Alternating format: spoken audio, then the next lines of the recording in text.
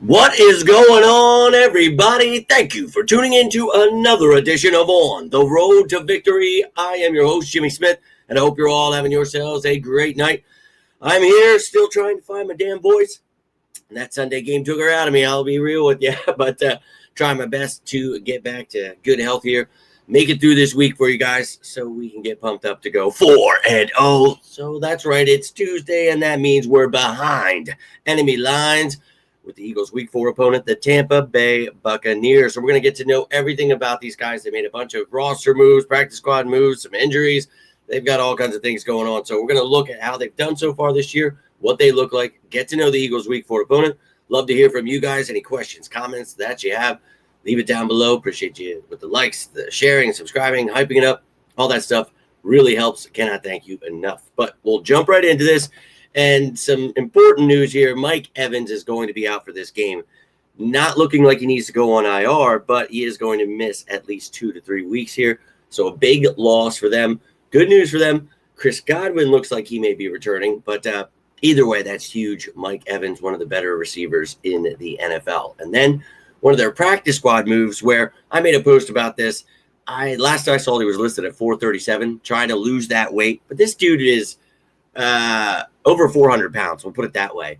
And they had him earlier this year. We talked about it. They let him go. Maybe they bring him back for this game where they play us, and that's what they're doing. They're going to try to put him next to Vita Vea, and they're going to try to stop the tush push. This dude is a beast. He's doing his best to get in game shape, but we'll see on Sunday if they elevate him, if they try to use him to stop the tush push. But, yeah, they brought him in back. Well, not in, but back today because he was already there in the offseason. Really didn't do much because they were trying to get him in game shape. Dude was like 467 pounds or something. So, yeah, best of luck to you. But either way, we're going to run that shit right down your throat. So let's jump right into this bad boy and see how the Tampa Bay Buccaneers have been doing so far this year. And, well, just like the Eagles, they are undefeated early in the season. And I'm sorry, my voice keeps changing octaves and doing all that great stuff. I can't talk. But they are undefeated like the Eagles, 3-0. Panthers and Falcons, you can see 1-2, and the Saints down there at the bottom at 0-3. So leaders of the pack, just like the Birds. And, their offense, weirdly enough, doing real well in the run game. Pass game is not too crazy. 22nd in the league, not even 200 yards per game. But we know Baker can throw it. Tied for 12th there in points, 15th in total yardage, but not turning the ball over on offense. That is huge. One of 3 teams that has not turned it over yet. Only 2 sacks per game given up there. And then on the defensive side of the ball, 17th in points, tied for 11th in yardage there. Doing damn good against the run, as usual. The pass, they can be beat. You can see 2.7 sacks per game has them in the top 10. That's great. 0.7, tied for 21st in turnovers there. So, look, I think this team, we all know they've got some talent, and you'll see here in a little bit. Not much has changed since we have seen them. Some injuries will definitely make it different, but we'll take a look here. One thing that's not changed is Todd Bowles. And we know a great head coach, also a great defensive mind. So this year he went back to calling plays for the defense. He is that defensive coordinator again.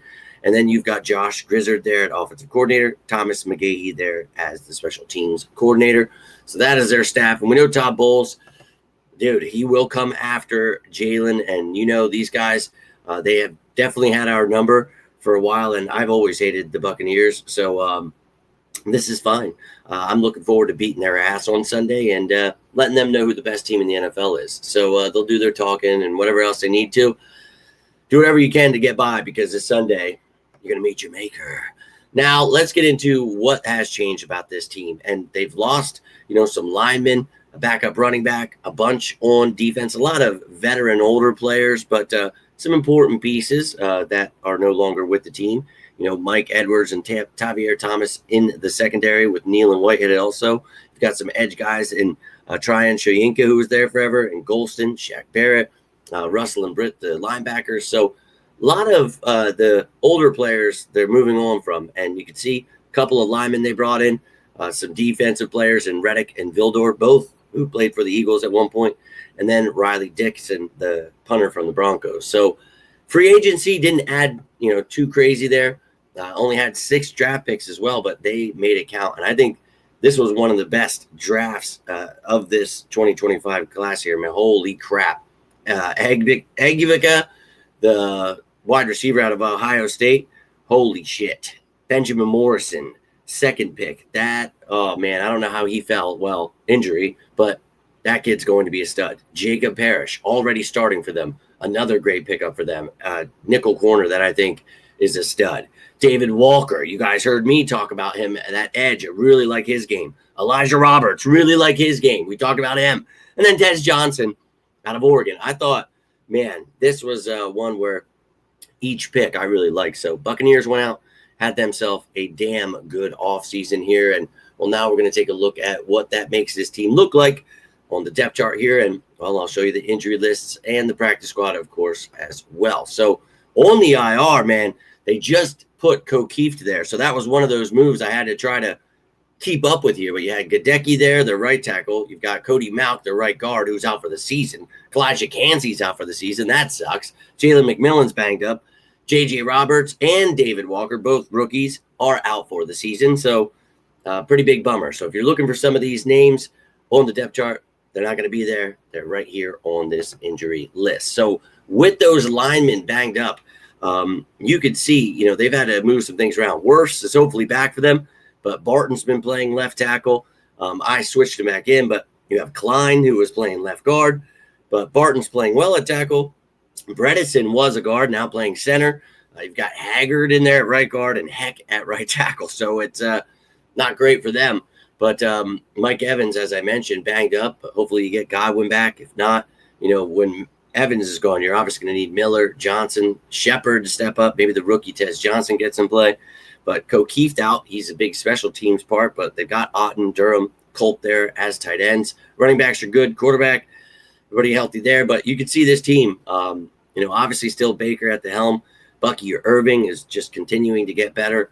They got a nice 1-2 punch there. Even Sean Tucker is an intriguing piece there. But got to be able to attack this line, do some work. They are banged up. So we need to get that pressure in this game. And I think that's how you could definitely shut down some of these weapons, but full of weapons for sure. And then on the defensive side of the ball, talked about Kancey being out. Logan Hall's a little banged up too. So tomorrow, when the initial injury report comes out, we will learn more about some of these other injuries they're dealing with. But this is how it is without, the injury report. Hall, you got Vita Vea in the middle there. Greg Gaines. You can see some of the other pieces here. If Hall's banged up, they just signed C.J. Brewer to the active roster. So they brought him from the practice squad. Had to find all that information, and none of the Buccaneers reporters knew any of the news about their team, so I had to find it myself. So that was annoying. But we've got it all figured out, all the moves that were made. You can see Hassan Reddick is here now. You got Yaya Diaby still. But look, Reddick, 31 years old, trying to find, the right place. And these guys, they're going to be sending them. So we'll try to shut them down here on Sunday. And then you got David, Servaccia, Dennis, McCollum, Dean, and then the rookie Jacob Parrish there. Morrison's been getting a little play. So got some damn good corners there. And then the safeties, you got Winfield and Tyke Smith. I really like that duo. And then Kayvon Merriweather. Rashad Wisdom, looks like he's silver. He's not supposed to be. He is supposed to be white. So don't know what happened there. But then you see on the special teams, you've got Chase McLaughlin there. I think, a decent kicker. You brought in Dixon, the punter. You got Deckers there as long snapper. Cameron Johnson, Sean Tucker are your returners. And then you got another Johnson and Josh Williams, a couple rookies there as backups. But now let's look at the practice squad. And as I told you, a lot of moving pieces. So if you're a Bucs fan and you're wondering what happened, I try to get all of this information for you guys so you knew what was happening here. They signed Caden Price Corn or whatever there at tight end. Brought him in. They brought there was another one. Oh, we talked about Desmond Watson being brought up, and then they got rid of their safety. So released the one safety, then they brought in a nose tackle, signed the one guy off of the one interior defensive lineman onto the active roster, and then signed a tight end. So that's all that happened. That's what the practice squad looks like right now as we speak. You can see Metz is their international player with that star there. That's why there's 17 there. That's all you need to know about the Tampa Bay Buccaneers right here, right now. Now, tomorrow, you will get the initial injury report for both teams heading into Week 4. I'll keep that updated each day. Some important news for both teams. And then on Thursday, you will get not only an updated injury report, but the top matchups for this game. Looking forward to this one. And then, of course, Friday, game status report, who's out, who's questionable. And then Saturday, the practice squad elevations. You'll get a live show somewhere in there. And then, of course, live for the pregame and postgame shows. So I hope to see you throughout the week. Hope you're having a great week so far. Truly been enjoyable as a 3-0 team. Now we're about to face another 3-0 team. I'd love to hear your thoughts on that, whether you've got a score prediction, top matchups already before I get to that stuff. You got some thoughts on the injuries, new players, whatever it is. I'm down to talk some birds, or maybe you want to talk some bugs. I do not care. I'm always down. And you know it doesn't have to be about football. It doesn't have to be about the birds. You got something going on. You need a friend. I am always here for you guys, as you are for me. I love each and every one of you. If you got anything from this, do me a favor. Hit that like button. Share this bad boy. Subscribe. Hype it up. Whatever you can do to support the channel. I can't thank you enough for that. But I hope you all have yourselves a great rest of your night. But until next time, I am Jimmy Smith, and this is On the Road to Victory. You all stay safe out there, and as always, go Birds!